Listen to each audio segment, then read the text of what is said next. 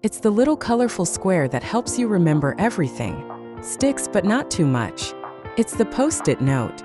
But this office superstar was born from two separate accidents: a failed glue and a frustrated choir singer. This is the story of the perfect temporary note. Our story begins in 1968 at the 3M Company. A scientist named Dr. Spencer Silver was trying to invent a super strong adhesive for building airplanes. Instead, he accidentally created the exact opposite: a very, very weak glue. It was sticky enough to cling to surfaces, but it could be easily peeled off without leaving a residue. And it was reusable. It was a solution without a problem. For 5 years, Dr. Silver tried to get his colleagues at 3M interested in his weak glue, but nobody knew what to do with it. It was seen as a complete failure.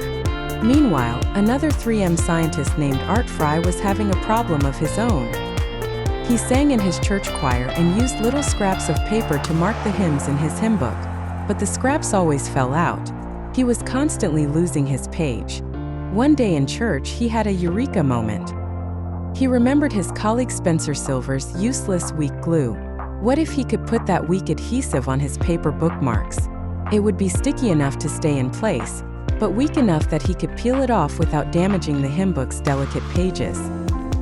He went into the lab, applied the glue to some yellow paper, and the Post-it note was born. It took a few more years to convince 3M to sell them, but once they hit the market, they became an unstoppable global phenomenon.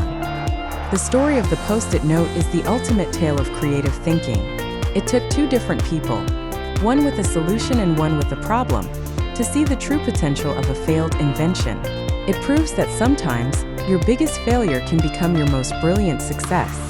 Now for the final sticky quiz. Spencer Silver's adhesive was unique because it was made of tiny, indestructible spheres of glue.